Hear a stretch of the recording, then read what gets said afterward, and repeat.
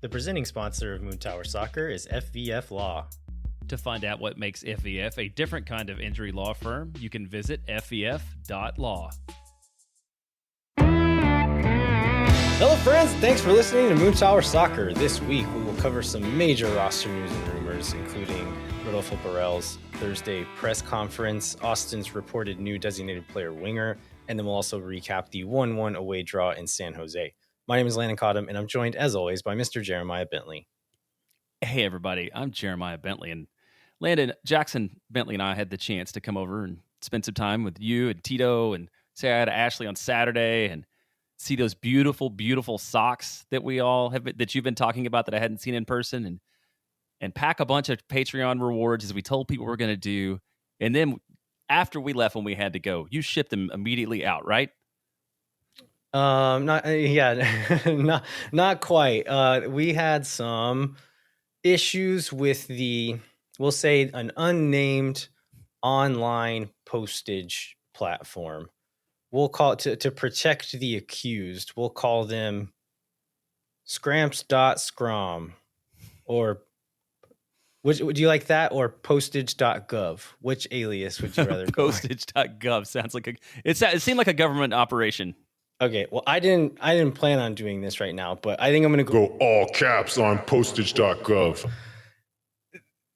I'm a very understanding and patient person, or I'd like to think of myself that way. And in my job, I work with technology. I work in customer support to an extent, and so I'm generally very patient in these moments. This is maybe the worst technology and customer support experience I've had in many, many years, and I'm very upset about it. So all of this stuff is in envelopes and or packages and ready to be sent. And as soon as this unnamed online postage retailer decides to cooperate and let me buy postage from them, then I'm going to get that put on the packages and sent out. But the moral of the story is that, or I guess the point of the story is that we have them in their vessels ready to be sent off to you for you to enjoy, and they'll be with you very soon. Cool. Well, also, I guess on top of that, it's a little bit weird to be recording in the middle of the afternoon. So do you have Memorial Day plans later on? Yeah, we had some plans later tonight, and I figured since we had the day off that maybe it would be okay to record earlier. So thank you for accommodating, Jeremiah, and hopefully nothing crazy happens after 4 p.m. today. Surely it won't. Well, let's jinxed ourselves by saying that.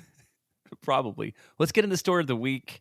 I think two things tied together. So first of all, last week we had the Bogert news about Rigoni being put on waivers. Then I guess the day this came out, last week's episode came out, I think we got the official word that there was a contract buyout. Austin FC put that out. No other details, not surprising. One of two that Austin can use this season.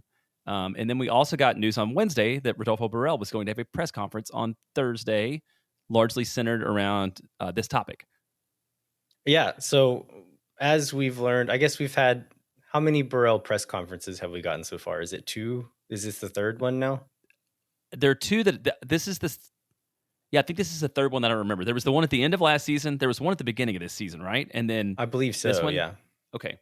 Yeah. And so I think the first one that happened, we weren't sure quite what to expect. But by this third one, I think whenever this gets announced, I think that people paying a lot of attention to this stuff and curious to know more about how this team is built, how it was built in the past, about MLS roster rules. This is kind of like Austin FC sicko Christmas, in my opinion. It's just like putting Rodolfo Borrell in front of a microphone for an hour, and because he'll talk, right? He'll tell you stuff. He'll you never come out of it wishing you had gotten more information. And so, and I don't think this one disappointed. I think we learned quite a bit. Yeah, I agree. I was thinking because I went to the one at the end of last season, and that one was like an hour 15 or something. When this one was also a full hour. I think it had to be broken up into 2 files. So yeah, no doubt the man likes the microphone. So what do you think the primary motivation was for calling this? Because we had some stories about sort of how the Rigoni thing went down, differing takes on that. And then we've also got like Rodo just seems to really love to dunk on Claudio Reyna in public, because I think that was the common theme between last year's press conference at the end of the season and like the one today. So I mean, what do you think the logic was behind calling this press conference and not just having the 2-sentence statement and sort of going on your way? Yeah, I mean, I think it serves multiple purposes. It's a big thing. Like buying out a designated player is a big thing that's doesn't happen a lot, period, and has never happened here in Austin. And so to get out in front of that and kind of like, I guess share some of the information, and then like the ulterior motive also being to like control that narrative a little bit, probably too, right? So I think there are, I guess anything with like PR, you work in PR, Jeremiah. So like you're always working two angles, right? Like giving people information, but also controlling the narrative a little bit. And I think that's exactly what this was. It was, yeah, that makes sense. You went pretty good. Was there a pretty well attended event? Yeah, I mean better than most media availabilities are. So probably, I don't know, 15 or so folks in the room. All right, and for the folks who didn't watch it, what were your like 2 or 3 biggest highlights from? Yeah, I mean, I think the Rigoni stuff, we can start there, but we talked about on the show last week that there was reported by Tom Bogert a 12-game appearance clause in Rigoni's contract that if he appeared in 12 games, and Burrell confirmed this, if he plays 1 second in any game, that's an appearance according to this clause in his contract. He was at 11. If he played one more second in a game, then that triggers an option for next year. And so Burrell confirmed this. He said, yeah, that's true. That's exactly what happened. And so we had a decision to make. I think another really big thing we learned about this is Burrell said, I want to make sure you all understand this process. And that I know like online there's speculation that like, did they not know about this, or did like it just come up, or did like what happened? What was the story here? And Burrell says, I talked to Rigoni's agent at the end of last season saying, hey, this is what's happening this coming year in his contract. That doesn't work for us. Essentially, you need to find a solution for your player. Start making calls. If you can find him somewhere to go, that's great. We'll do the same. And he said that Rigoni's camp didn't find anything. I don't know if that meant they weren't looking or unsuccessful in finding it. And he kind of hints a little bit at, Burrell says he did find 2 solutions, emphasized 2 solutions very strongly in saying that one of them was extremely good. Both of them were good. One of them was exceptional. We'll have to take his word for that because he's not going to tell us what those were. But said that the solutions he found did not meet the demands of the players' camp. And so for one reason or another, Rigoni's camp turned down these deals and decided to continue on with his contract here in Austin. I think that's like one of the more like fan fiction conspiracy theory areas of this whole ordeal is like, why did they not take those moves if they were good? And were they looking for moves? Were they open to other moves? You could see a reality where Rigoni and or his agent are saying, no, let's force this buyout. That means we get paid twice because they're going to pay Rigoni the rest of his contract for the rest of this year. If he finds a trade or a loan or whatever, he keeps getting paid that same money. In this case, what actually happened, he's going to get paid the rest of his Austin contract, probably go sign with someone else and be getting paid for that contract too. So that's kind of the, again, the fanfic conspiracy theory version of what might have happened as to why they weren't motivated to find that other option. But again, no information on that, just kind of making that up. Yeah, there's no possible. We will never know the real story behind that and the details of the opportunities that Burrell may or may not have found. I guess this does make me, I was feeling a little bad for Rigoni being like a good dude who seems like he was trying hard, but not very good at what he was doing for what he was getting paid and sort of the trash talk he got online. But I guess he can sleep cloaked in $100 bills once he signs another Yeah. contract, and he'll probably be okay. So maybe I won't feel bad for him either.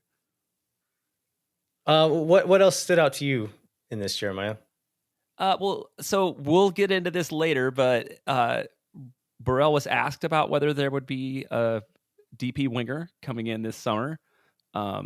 Heavily rumored. Amid the reports of Osman Bukari, right? Yep. Like we're getting reports of that deal is done, and we're going to talk about that a lot more in the rest of the show. But yeah, go ahead. For sure, yeah, and he says that the deal's not done. We might not even get a deal done at all, and there may not be a player to come in this summer window. And I thought he really emphasized the fact that wherever Austin sits on current form would not cause him to change the sense of urgency about filling the open spot. He says players will come at the moment. It makes sense to bring them in. It makes sense immediately, but I'm going to bring in the right players, and we're not going to do this in a panic. So he's being very deliberate, which I definitely appreciate, and definitely seems to go along with his style so far to date. Yeah, he's been very consistent with that specific message, and I think that's good. Like it is, we talked about this before. It's, I guess like frustrating, or like fans, we as fans get impatient, right? We want players now. We wanted players in the winter, but as he said, we'll get players at the moment that it makes sense to get that specific player. And so if the price is right and the position is right and our roster availability is right, like that's when we'll bring in the guy. We're not going to, and he used this term in every press conference as well. We're not going to make panic moves. We're not going to pay too much for someone because we're nervous about it. We're going to pay the amount we think is right. And if we can't get that much, we're not doing it. We'll move on and we'll wait until we can get the right price or another player for the right price. And I think that's really good news. Like that's not the way the club has seemingly been run to date. And so to know that that's how he views it and seemingly is following what he's saying in that, I think is good news for the future of this roster build. So do you want to speculate on why he doesn't answer questions about Bukari at all now, or do you want to wait until we get into I think we can touch a bit on it now. Did you interpret that as saying this deal isn't done, or do you think he's just like not gonna say anything until the deal is 100% done? I think he's not going to say anything until the deal is 100% done, because this deal is 99% done or 99.5% done or whatever. But yeah, there's no upside. There's no upside to making this announcement if there's any inkling of anything that might follow through. I think it was from the North End today mentioned like every time this offseason that Tom Bogert has said things are like coming to a close or whatever. And it's like 100% of the time so far, those moves have happened. So like I fully expect to see it done, but crazy things happen. He hasn't even had a medical yet, so we'll see. Yeah, and if you look back at like Austin FC rumors that have popped up and didn't happen, look through Bogart's timeline. He didn't touch them. He never tweeted about any of the ones that haven't happened, and any of the ones he tweets about have happened for Austin and for other teams. And so, yeah, the fact that Bogart says it's happening, that makes me think that Burrell is just kind of hedging his bets, controlling the narrative a little bit. And once it is 100% done and the club and the league and whoever else makes those decisions about making that announcement wants to make the announcement, that's when it'll happen. I want to talk a little bit later in the show as well about like when any potential signings could be playing. So yeah, we'll get into that as well. Okay. And then do you want to touch on, when I asked you after the press conference how it went, there were like 3 specific points that you gave me. One of them was about the dust up between Rodo and habitual agitator Jorge Iturralde. Do you want to add any context to that? Yeah, I mean, where do you start? I guess like the crux of it is Jorge brought a version of what went on, saying that Josh Wolf told Emiliano Rigoni in the locker room after the game on Saturday that his contract would be bought out and he would no longer be playing for the team. And so I think Burrell gets into it with him and just essentially says, that's a lie. That didn't happen. And like verbatim, this is a lie. Said that it was all in Spanish. But I mean, like, according to Burrell, nobody had been told anything on Saturday. So he said like leadership meaning him, ownership, and Coach Wolf knew. They didn't tell anything to the player until Sunday morning. They called Rigoni's agent, said, "This is what we're going to do. Do you want us to tell him or do you want to tell him?" And the agent said, "I would like to tell him myself." So the agent tells him the club reached out with operations staff support and medical staff support, which is a thing I didn't know happened, but I'm kind of glad to know and think it's a really good idea to say when a player is released in this way, they'll do an exit medical to say this player is healthy. We're not cutting him because of some underlying medical reason or trying to get away from paying him or keeping him on the roster or whatever. And so, which I think is cool. I didn't know that existed. But so he said Rigoni rejected the operations staff support, fair enough, and then accepted the exit medical. And then that was kind of it. And so Jorge says he has other information, but based on what Rodo said, and just like knowing, like Rigoni knew what was in his contract, right? Like his contract wasn't a surprise to him. And so maybe he had an inkling that this was coming, but like, it just, I don't know. It doesn't quite track. Like Jorge's version of this story doesn't quite track with the details that we have. No. And the other thing we heard, I think it was the same day in the media availability, was Brad Stuver did let everybody know that Rigoni did get a chance to check in with his teammates and sort of got a send off. Says came by to talk to the guys, exchanged text messages. So seems like from what I believe to be the narrative of events, like Austin did everything they could in terms of trying to make things right for Rigoni on a unfortunate situation, one that they probably could have handled differently and poorly. Yeah, and during this whole discussion, they brought up the Diego Fagundes trade, and like with the information we have there, I know that caused like a big controversy among fans who were understandably like upset that Fagundes was being traded. But like after hearing what happened there and what we know about that, I don't think they did anything wrong there either. Like, yeah. I think that was kind of blown out of proportion, and that the fact that when Fagundes was on the team, fans seemed to know a lot about what was going on in the locker room. And now that he's not on the team, magically we don't know what's going on in the locker room, that had something to do with it. Yeah, and you went and looked up the salary numbers for this year. He did get a huge raise this year, so kind of makes one think that one of the surprises that Burrell found was probably the Diego Fagundes contract that probably had some other odd escalator clause in it. That was one of the questions someone asked, like, were there other surprises that you found? And Burrell's eyes got big and said, a lot of surprises. And later on said, like, there were some surprises where, like, the turning point is already passed or some of those players aren't here anymore. But there were other surprises. And I think he's probably talking about Diego Fagundes, and that Diego Fagundes is now making $1.3 million.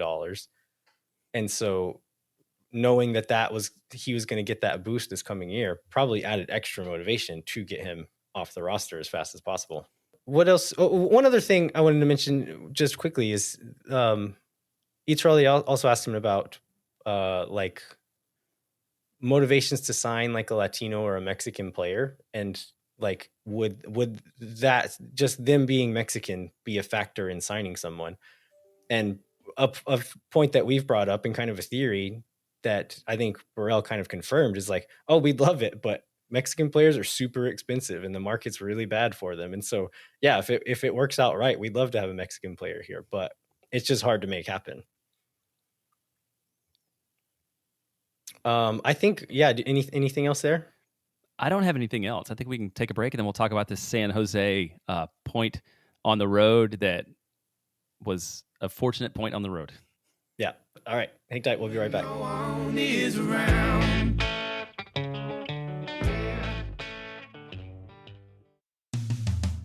Moon Tower Soccer is brought to you by our friends at FEF Law, the official injury lawyers of Austin FC. FEF is a different kind of personal injury law firm dedicated to community, transparency, and client education, and they have their own podcast called Summary Judgment. You can check it out wherever you get your podcasts. You can go to fef.law to find out what makes FEF a different kind of injury law firm and why understanding more legal options can dramatically change the outcome of a case. Once again, that's fef.law.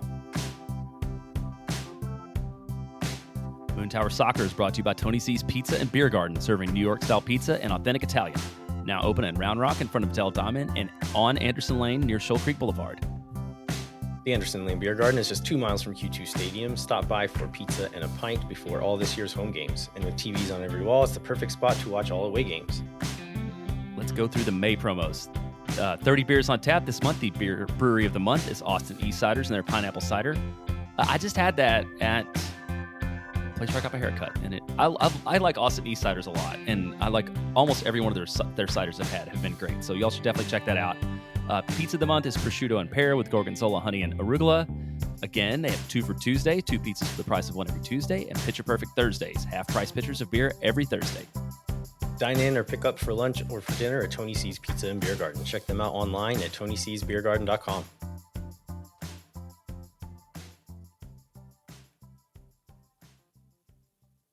All right, we are back. We're going to talk about the draw in San Jose. So Austin scored a come from behind equalizer and suffered through a few maybe lucky breaks, some gritty moments as well, but we'll get into all that. But ended up being a Brendan Heinzike goal to equalize it, and they're now sitting 5th in the Western Conference. So I think if they'd have won and some other stuff would have broken their way, they could have possibly been in as high as 2nd. And then worst case scenario, I think could have been as low as 7th at the end of that night. But dropping down to just 5th, with the way that parts of this game went, I think we can all be pleased with that. Oh, I think very pleased with that. And we'll get to this, but like the nerviest part is like at the very end. I have no idea how San Jose doesn't pick up the late winner. San Jose was the aggressor all night long.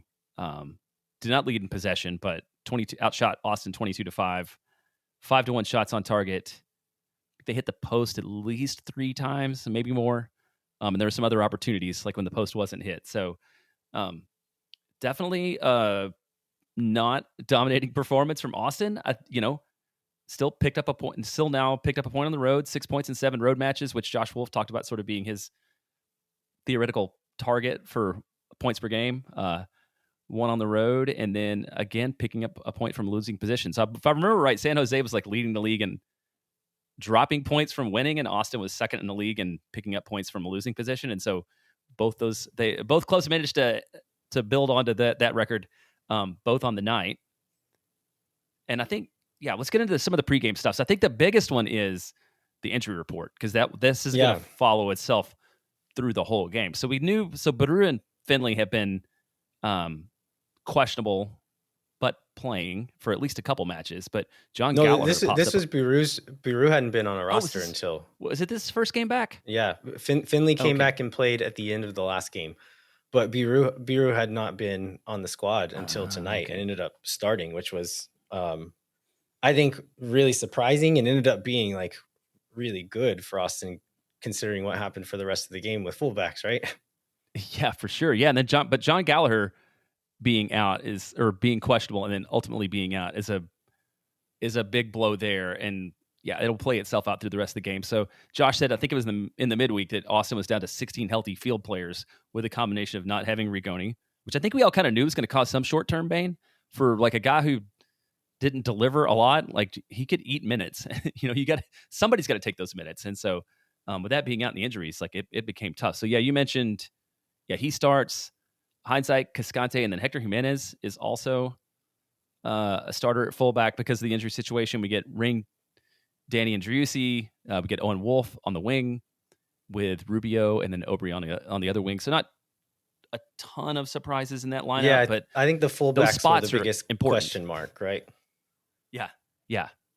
And San Jose makes Austin pay pretty early on for this lapse. Yeah, so this first goal, Jeremy Bobisi scores it, which Jeremy Bobisi loves scoring against us, doesn't he? I think this one, I want to talk about the defensive shape for this goal. So Austin chose to use the 4-4-2 shape in defense and press a little higher, which they've been kind of sitting a little deeper in a mid block in a 4-2-3-1 and trying to congest the middle of the field. In this game, they went 4-4-2. We're pressing a little bit more. I think that shape makes it a little a little more easy to play through the middle of the defense, and also invites some more long balls, which I don't think either of those things are good news for Austin. But on the other hand, if you do like the 4-2-3-1 mid block, where Driussi is kind of marking the 6 or whichever midfielder they're looking to play through there, that allows, I think it's harder to play through us, maybe a little more difficult to just like get momentum moving forward and run at us, but it also probably invites a bit more pressure in your final third and gives them a bit more of the ball, and maybe gives them just like some real like sustained momentum. And so on this goal, this plays into it pretty big. So Austin plays a long ball that doesn't connect. San Jose recycles it. And as they play it back to the keeper, Austin's players are pressing high. And so press the keeper, it sweeps around to the right side. San Jose is able to play a little 1-2 and break that pressing line. They play forward, they switch a ball out to the right side. That puts our whole defense they're all facing goal at that point. Everyone's facing Brad Stuver and running towards him, this is not a good situation for Austin's personnel. And so the ball ends up with Christian Espinosa running at Austin FC players on their heels. He plays across the box, and it's on track to like hit Hector Jimenez. And he was pretty central. And at first I'm thinking he's afraid to touch it because he's so central that he's afraid like any touch might end up in the back of the net and be an own goal. But watching it again, I think like the ball's at a height. I think he could have side footed it with his left foot and just put it out of danger back where it came from.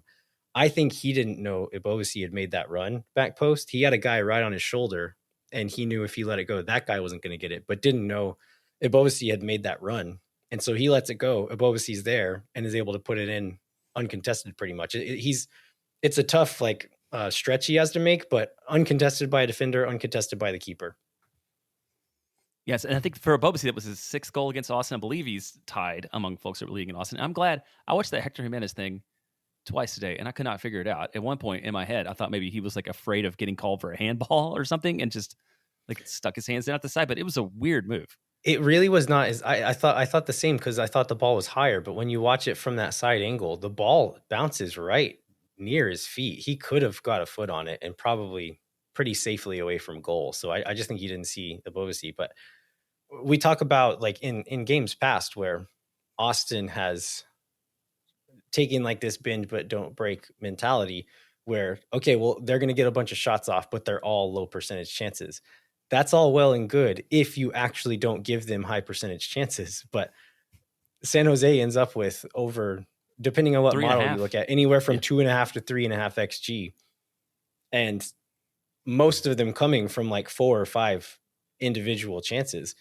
And so, yeah, again, take that approach to defending. But if you do that, you cannot afford to give up these kinds of chances. And Austin did it many times in this game. And I think this defensive shape invited some of that and opens up the game and makes it a bit more scrambly. So like, I understand that there's pros and cons to going each of these ways, but I'm really much more comfortable whenever they do that 4-2-3-1 mid block and try to just control the game a little bit more and not get into that track meet, especially against a team like San Jose. So then the next big moment is 21. And do you think the shape plays into this one? So this is a Brendan Hines-Ike reminiscent of Kip Keller kind of back pass that somehow isn't a goal. I think maybe because Costa was so surprised that the ball ended up on his foot that he panicked and had to react, because I think he probably had more time than he thought he had on the ball. But like, what do you attribute this to? No, this is just Brendan Hines-Ike panicking. Like, I think that's it, because this comes from Austin winning the ball. So I think Biru wins the ball, like blocks 2 passes in a row and ends up with the second one at his feet. They're trying to play out of pressure, drop it back to Stuver, and he plays like this little reverse slip pass to Hines-Ike, who's in space there. And I think if Hines-Ike takes a touch like back to Stuver's left, he's got Pereira there, he's got someone else out wide and could play it to them. And if the pressure's still on, boot it long. Instead, he turns back inside to Stuver's right, and there's a guy right on him, and all of the other Austin players are marked because that's where the ball had come from before. And so he panics, turns, and plays it to Stuver, forgetting that Vitor Costa had just been in the box and was still right behind him. So plays a pass straight to Costa. And I think we're lucky that it wasn't someone else, right? That's their fullback who's I mean, any professional player can score, but if it's gonna fall to someone, I'd rather be him than Pellegrino or Espinosa or Bobasi, right? Yeah, absolutely. Although those guys all had shots there at the end and somehow managed to not pull it Yeah. off. Yeah, so lucky that wasn't someone else. But then Brendan Hike redeems himself and his somehow making the MLS team of the match day moment right before halftime. Picks up a goal to knot it at 1-1. And I think we should, you go ahead and talk through like what leads up to this, because it was a lot of players contributing to like this ultimately this scoring this tying goal. Yeah, this is maybe one of the best little sequences from Austin. But yeah, you talked about the team of the match day. I think it's really funny just to imagine. You just think about like how little investigation they do into any of this. Where a defender scored. Okay, cool. Write his name in the team of the week. It's like team of the match day. Did you see the rest of the game? Not to say that Heinz Ike was bad. I thought he was fine the rest of the game, but he did almost assist a goal into his own net. But he scored. So team of the match day. It doesn't matter. But yeah, this starts with Owen Wolf up the left side wins a free kick. He pushes past Grueso, I think, somebody over there pushes past. They chop him down, gets a yellow, gets a free kick. They play the free kick into the box. It gets headed back to the far side and falls to Obrian. Obrian slips a through ball to Biru just wide of the 18. He plays a sneaky little cutback behind his standing foot, and Grueso reaches out and kicks his standing foot and chops him down. Super dangerous area for a free kick. And so on a lot of times in set pieces, they've had little like set plays that they'll run. This one, it was just get the big boys in the box. Owen's going to whip one in to the 6-yard box, and y'all try to get ahead on it. And it was funny. Phil West put this in his post-match article, but Brendan Heinz Ike said that he was not supposed to be in the box on this set piece, that they were going to play a bit more conservative in these moments, and he was going to stay deep. But because it was so late in the half and they thought they could just like deal with it if something happened in that moment, that they sent him up, and he goes and just kind of joins the play, finds a little gap in there. It looked like they were at least partially like zonally marking. He finds a gap in the zones there, and the ball finds him in that gap and gets really strong contact. It bounces off a San Jose defender. I think it was Jackson Ewell, wasn't it? The contact was so strong that it still ends up in the back of the net. And initially, I thought it was going to be an own goal, but after there was an angle from inside the net that I think him getting the goal was correct. I think it was going to be on target anyway.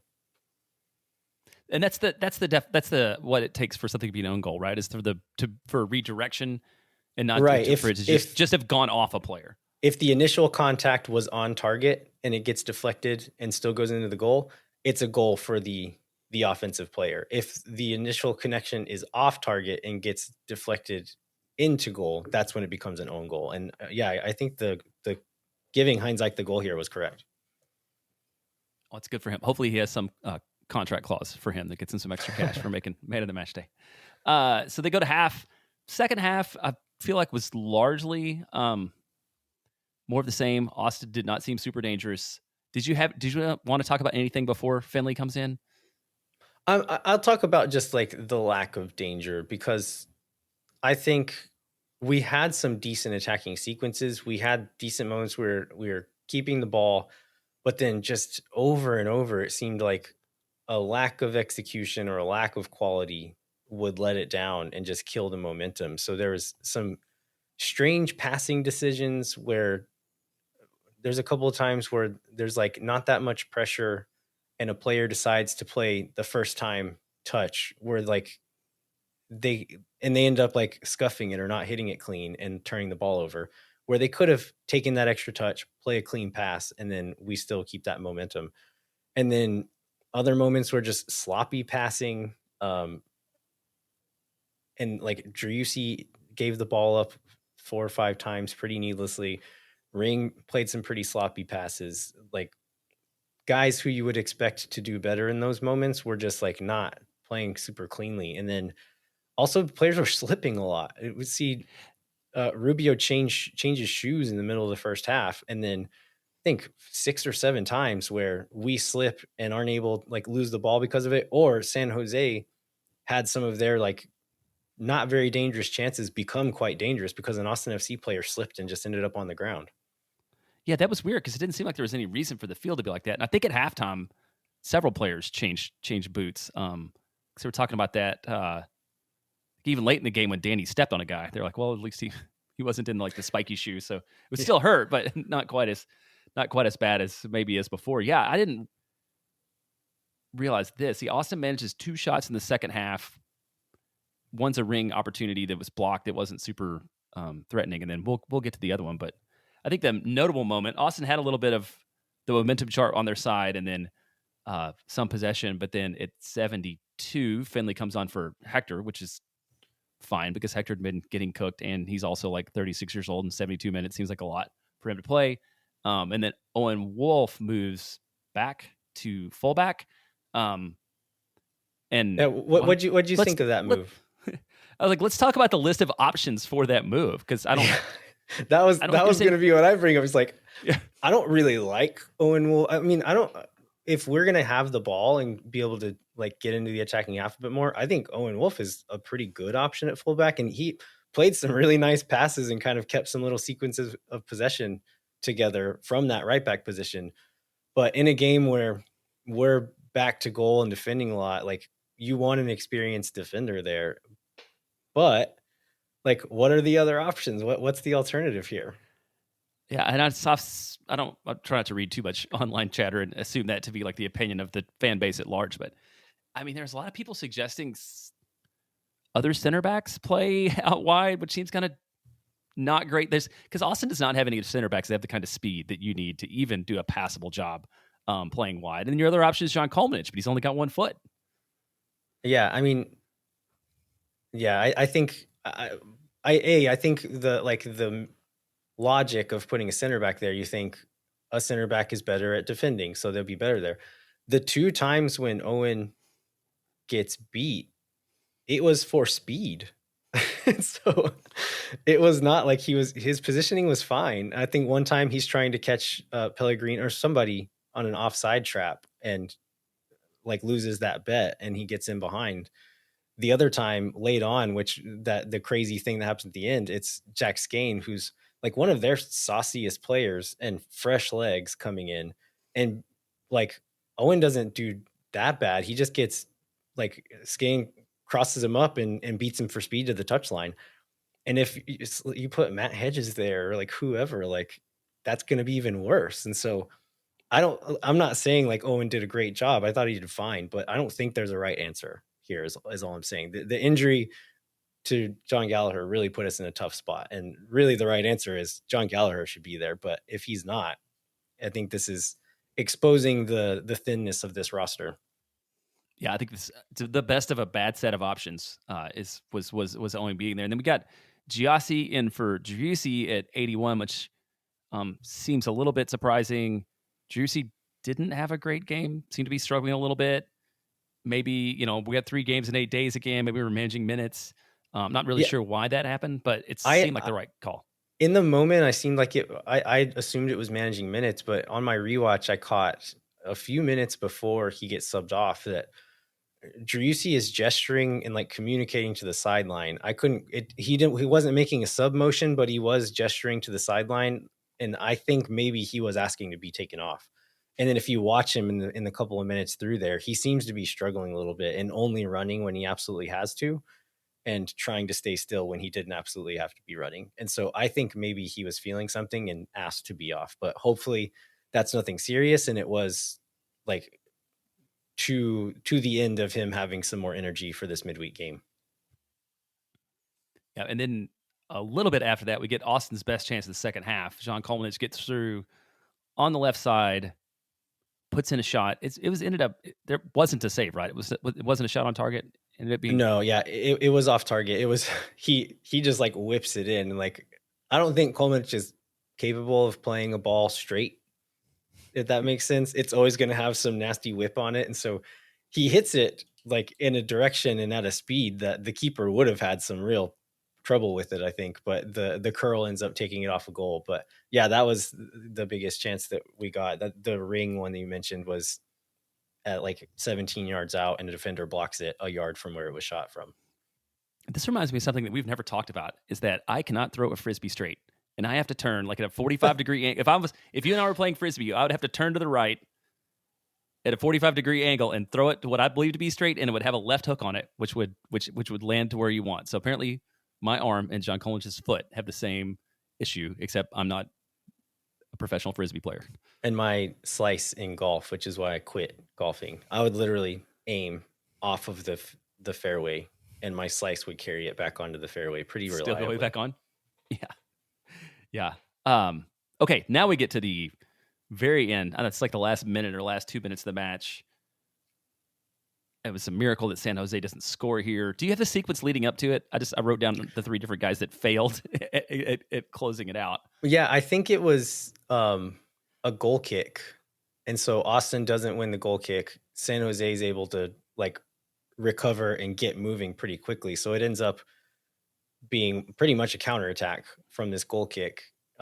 They play Skane up the right, up that left side, and we already talked about Skane's fresh, and one of their like most technically gifted players who's coming on fresh legs, playing against Owen Wolf, who's not fresh, and he gets past him to the inline, plays a hard low ball just across the face of goal.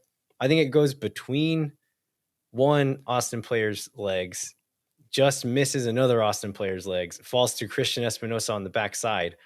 I think he's surprised that it got there and doesn't quite control it.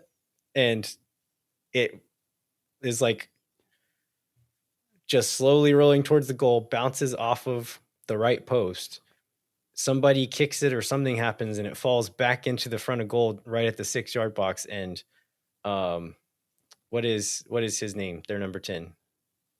Hernan Lopez falls to him. So probably the two guys you'd least like to have the ball in that moment, both of them fail because Espinosa can't control it, and then Lopez comes in, and I think like the ball is bouncing, and I think maybe he just tries to hit it a little too hard, but hits it off the crossbar from 6 yards out, and it falls to another San Jose player. They scuff it, and it goes super high over.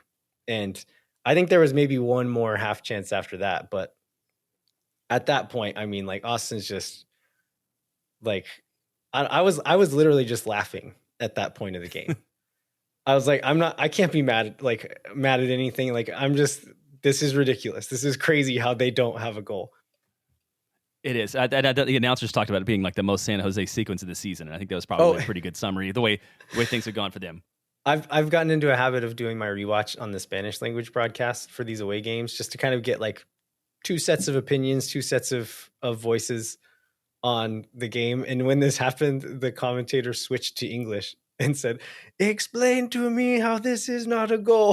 I thought that was really funny.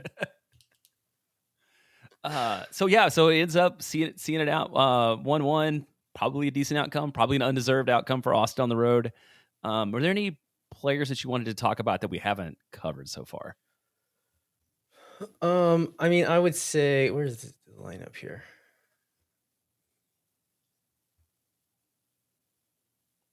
I think we already mentioned like Alex Ring. I didn't think he had a strong game. Driussi didn't have that good of a game. I mean, I thought Jimenez was fine for being the stopgap, but really like to see Gallagher come back into that spot.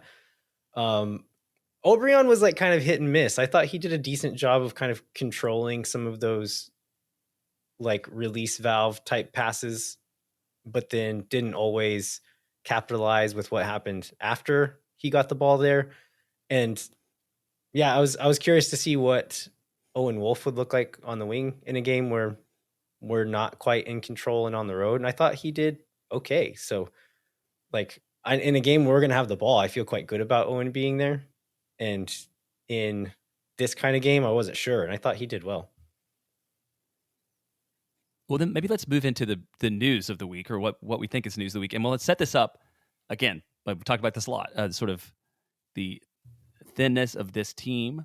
And there will be for a while. I was just looking at this. There are 10 matches between now and Charlotte on July 20th, which is the last match before Leagues Cup. So Austin's going to be rolling with what we have for a while. But we did get Bogert official news that there will be incoming reinforcements in the summer. Yeah, so the player is Osman Bukari.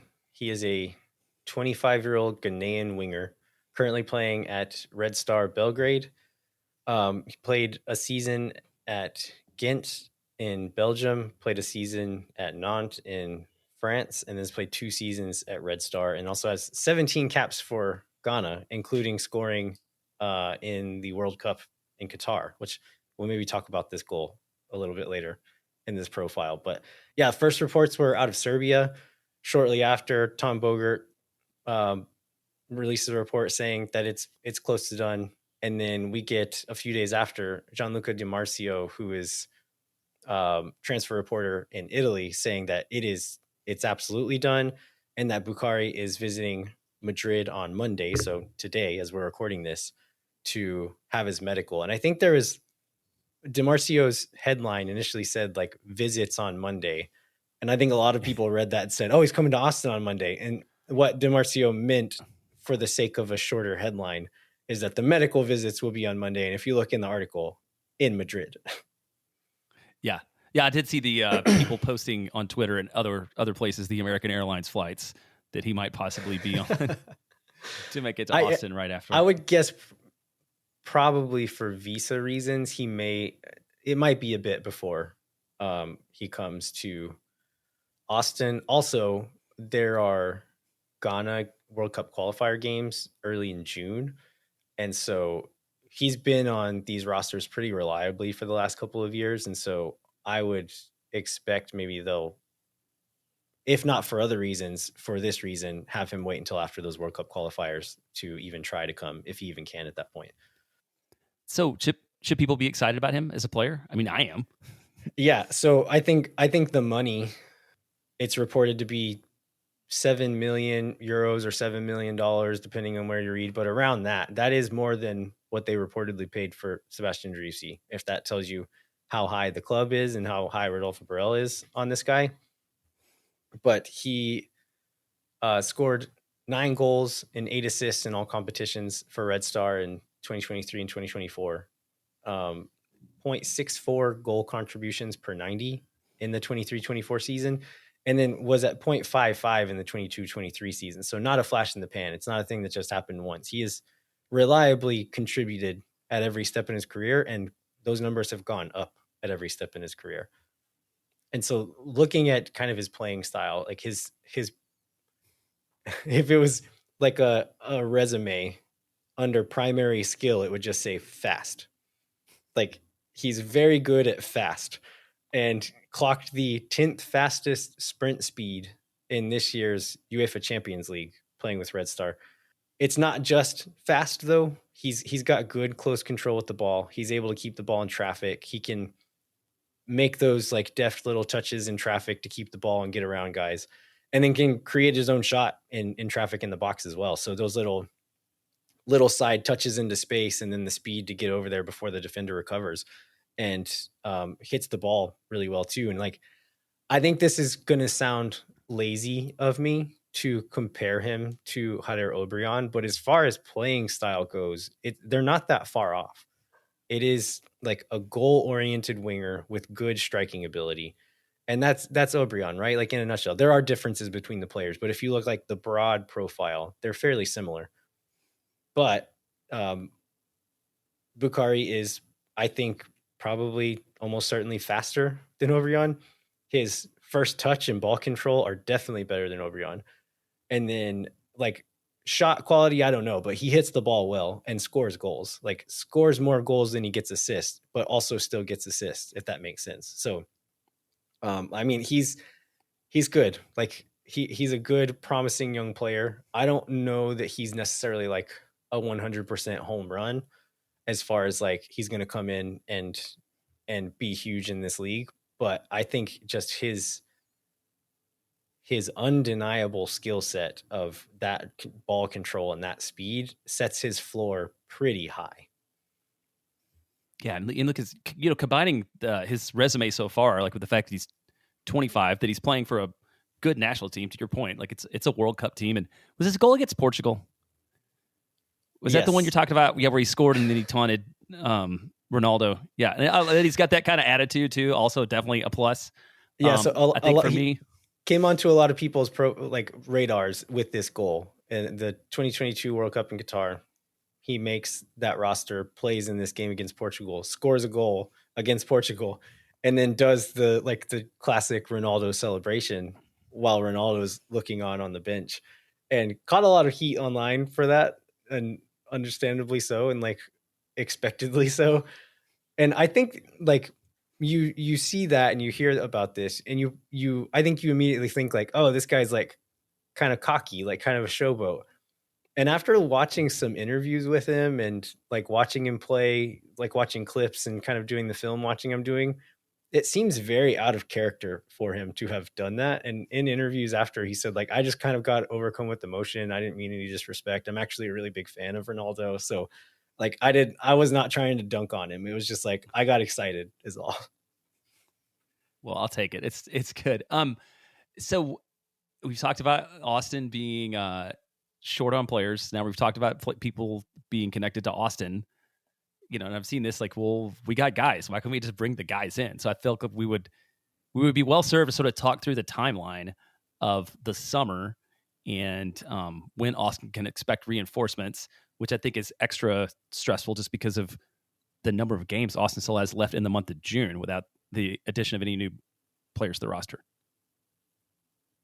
Yeah. So, I mean, like when they can sign contracts and do paperwork and all that varies from player to player, from country to country, and like just the player's situation. But regardless of when the agreement is made between player and team, none of that matters. Like it's July 18th is when the summer transfer window opens. That is when these players can be registered with MLS. That is when they are officially on the team and can take part in competitions. So the Dessler deal that we've talked about many times on the show, like he's under contract until June 30th, but in Europe, you're allowed to negotiate your next contract 6 months before your current contract is over. So yeah, that probably is all done, but and like he's still under contract with Toulouse until June 30th. Regardless of any of those details, he cannot take part in competition with Austin until July 18th. Yeah, and I mentioned this just at the start, but so there are 10 matches. There are 9 matches between now and July 18th. So Austin's going to be running for a while with a bit of a thin roster. And then Charlotte is on July 20th, which seems maybe a little bit unrealistic that 2 days after players get registered, they would be on the field. And then there's the League's Cup break. So I think Austin's kind of stuck with this roster and has to pray for good health between now and League's Cup. Yeah, one other question that I had about it is like whether or not they would be able to come and start training before. I think they would maybe be allowed to, but if they're not like registered with the league, like maybe there's like weird insurance things around it, or like if they get injured in training before they're formally registered with the league, like what does that look like? I don't know. So they may end up being in Austin well before July 18th. But as far as like how integrated they'll be able to get during that interim period, I really don't know what the answer is. Yeah, I could see situations where they're like in the classroom part of it, right? It's studying the playbook and maybe doing like individual training to stay in shape. But I would be surprised if anybody's going to be in any like 11 on 11 drills or anything like that before they officially get registered. Yeah. There's one other rumor that popped up out of Romania. Marius Stefanescu is the player's name. Talking about like reports versus rumors type of stuff. Like this feels very much like a rumor to me. That's the only place it's been picked up. Bogart's not talking about it. None of the other people with good track records and contacts are talking about it. And like in the article, Kevin Morris was tweeting about this, but in the article mentions that Josh Wolf really wanted this player. And that just seems like Kevin's point was that reads as an agent like starting a fire to try to get pressure to get his guy a move somewhere. Because like that's like Rodolfo Borrell is going to make this decision. And like, I don't, it smells fishy. So I would not put too much stock in this one, especially a guy who plays the same position as the DP winger, who we do have reliable reports that is coming in. I'm not going to put any stock in this one right now. Yeah, this reads very much like a guy that might be a backup choice if for some reason the thing with Bukari doesn't come through. Because, yeah, winger, same age, playing in Romania, but probably not any fire there. We got this open letter from Brad Stuver. Did you see this? It slipped through. It slipped through my notice like originally, and then I went back actually this morning, and I was kind of going through the news of the week. And Brad talks about the being vulnerable and how much harder it is being a professional athlete, just about people and having support. And it just seemed like a very Brad Stuver thing to write. And I have no doubt that this came from his heart, and it's not like a PR piece that somebody else suggested that he put together because he needed something. Yeah, absolutely. Any other news here, Jeremiah? I think that's it for the news. I think we can have take an announcement to make if we don't have any other news to talk about. That's right. We just gave a bit of a profile on Osman Bukari, but because I guess it's a player playing in a part of the world that I'm not super familiar with, coming from a country that I'm not super familiar with, I thought it'd be interesting to get someone who did know more about Bukari and his background. So we actually secured an interview with a Ghanaian journalist named Owuraku Ampofo, and we're going to do an interview with him tomorrow morning. We'll release that as a separate episode later this week, but we'll do just like a longer form interview about Bukari and what kind of player he is, and see what kind of insight Owuraku can share with us. But I'm really looking forward to it. This guy seems like a really talented writer and really smart guy. So interested to see what he can share with us. But yeah, look forward to that coming up later this week. All right, hang tight. We'll be right back with our preview of the Portland Timbers game midweek and then the RSL away match on Saturday. Moon Tower Soccer's premier sponsor is McGuire Woods Consulting. McGuire Woods Consulting helps clients in the public affairs space, from lobbying at the local, statewide, and federal levels to digital and communication campaigns across the country. McGuire Woods Consulting has offices in 10 MLS cities, but only advertises on this podcast because it's the home of the two-time reigning Copa Tejas champions, which is the most important trophy in professional sports. Contact our friends at McGuire Woods Consulting at mwcllc.com for more information. Amplify Credit Union is a member-owned financial cooperative that served the needs of Central Texans for over 5 decades. As a credit union, Amplify has no shareholders or parent companies. That means more of your money stays in the community. Amplify has been the home of fee-free banking since 2022. Their free checking accounts come with 0 overdraft fees or minimum balances. That means Amplify's fee-free checking accounts help you get more mileage from your everyday spending. Amplify membership is open to any Texas resident. Learn to trust your bank again at Amplify Credit Union. To learn more and to register for free parking at the Amplify Esperanza branch on game day, go to www.goamplify.com/moontower-soccer. Moon Tower Soccer is also brought to you by Sage Wilson Realty. The Sage Wilson team is made up of Austin experts who are client-focused and have over 30 years of combined real estate experience. Our friends at Sage Wilson Realty are also giving away 2 tickets to an upcoming match, so fill out the form in the show notes for your chance to win.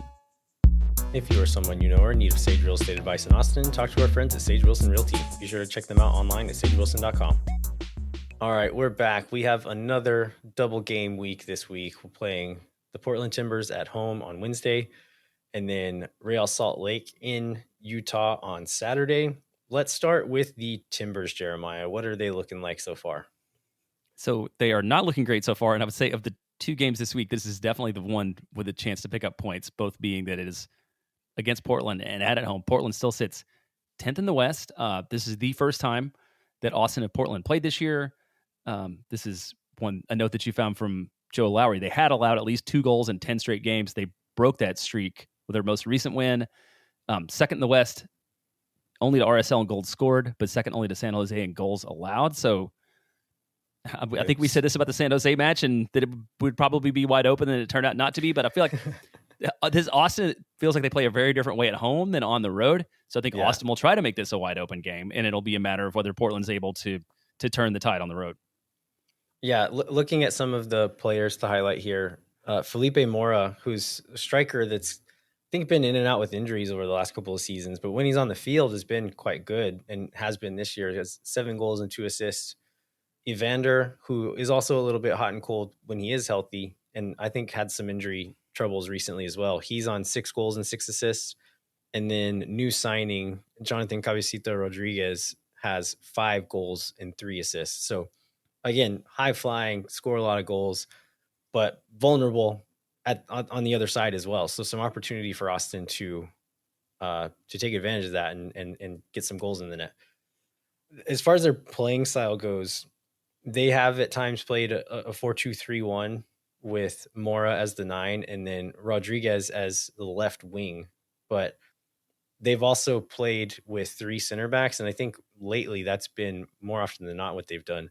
But playing with 3 center backs, high wing backs, and then Mora and Rodriguez up top as dual 9s, and then playing kind of like a single 6, and then having Evander and Christian Paredes or one of their other midfielders kind of playing as those dual 10s, kind of like how Austin does with Ring and Driussi there.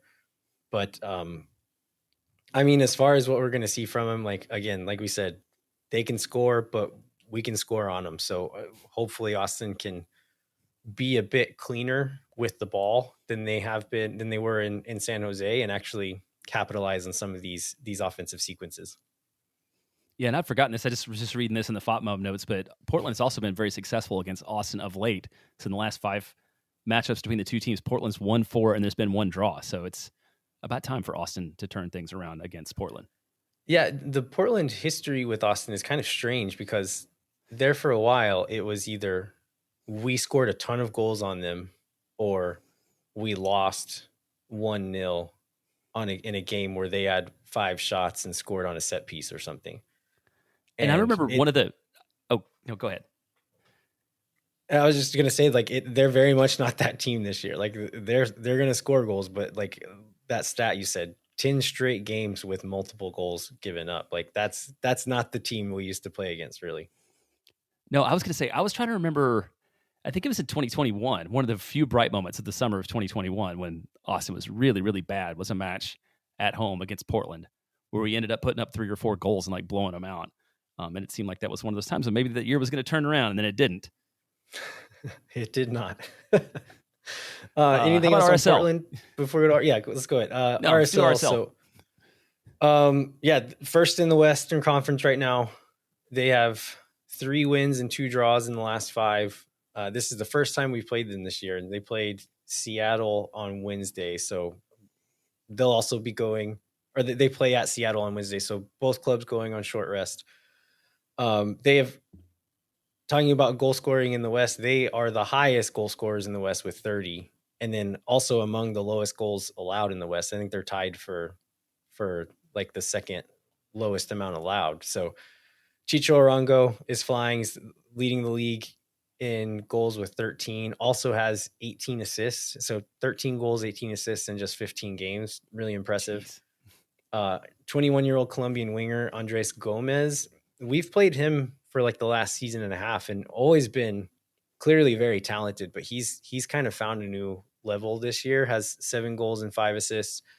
And then young player Diego Luna, always has been like a promising player, but finally kind of finding his stride and like looks to fit in really well with the big boys. So him, English veteran player Matt Crooks, and then 2023 draft pick Emeka Anelli, who's playing deeper in the midfield, all really pulling their weight in the midfield. So I think there's some questions for them as far as health and quality go in the back line, including at goalkeeper.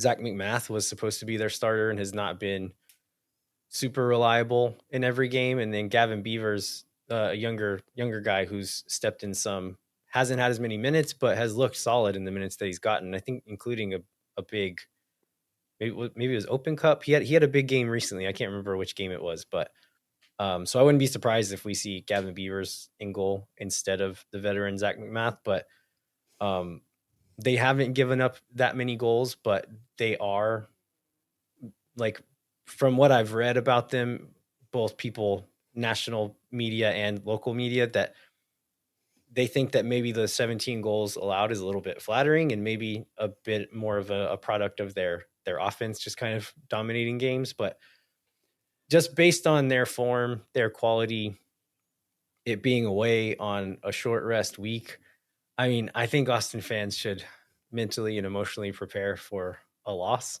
in this game. RSL is just straight up better than us. Like, they just are. And that, like, I think that's fine to say. I hope people don't take offense to me saying that. I think it's just true.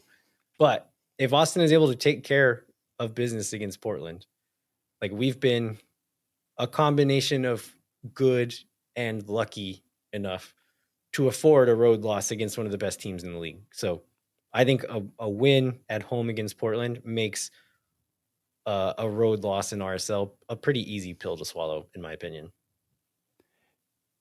Yeah, the facts are there. They're hard to argue. Does it feel weird to be talking about RSL as like a high-flying offensive juggernaut? I feel like for the time that Austin's been in the league, you know, RSL's been this like scrappy, gut it out, win ugly, you know, make these cynical runs into the playoffs and stuff like that. So is it really just Arango coming and the difference that he's made for them? Or like what have you seen that makes this a different club? Yeah, I mean, some of these younger guys kind of stepping into their own, I think, has helped. Over the off season, I know late last year, what's their coach's name? Mastroeni was on the hot seat, and the front office came in and wiped out his assistant coaching staff and said, you can stay, but like, you can't keep any of these guys. And I'm curious if like that has something to do with it. I'm not sure what changed behind the scenes there, but it seems like something did. And then also, like, yeah, just Arango, we all knew he was good. Like, still don't understand why LAFC let him go. Crazy. Yeah. And then, yeah, these younger guys coming in and just kind of like taking a step up in their level. But yeah, looking really impressive this season. I don't have anything else. You have anything else? Nope, I think I'm good. Let's go ahead and wrap up the show. So we'd like to remind you to rate, review wherever you get your podcasts. Come find us on Twitter at LVHero87, JBentley_ATX, and then at Moon Tower Soccer on Twitter, Instagram, YouTube, and now TikTok. It's very How's exciting. that make you feel, Jeremiah, that you're on TikTok? Well, you talked about previewing. We're start working on our dance moves. It's probably what we're gonna have to do the rest of the afternoon to make sure we can live up to it. No, we'll see. I think it's a good outlet. It seems like there's hopefully some desire for some like shorter clips and soccer discussion about the league on TikTok. And if you are a TikToker and there are things that you watch and like, let us know, because we're happy to sort of follow the path of those that know better than us about this. Yeah, absolutely. Do you have a TikTok account, Jeremiah? Are you a TikTok user? I am a TikTok observer. I have an account. I have never posted anything to it. Yeah, I'm barely even an observer. I've been on it a few times, and that's about it. But maybe it's time to learn, I guess. Yeah, Jackson sends me a lot of soccer memes, or a lot of soccer TikToks. That's mostly what I know about it. All right. Well, thanks so much for listening. We'll be back next week with a review of the Portland and RSL matches. And then we do not have a match preview next week, right? That's right. It'll be after talking about how many games Austin has in June, weirdly, there's no game next week. There must be an international break, right? Yeah, it's international break. So Austin will play again on the 15th. Yeah.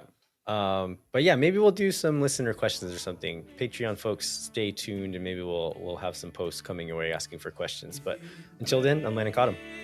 I'm Jeremiah Bentley. We'll catch you next time. When no one is around.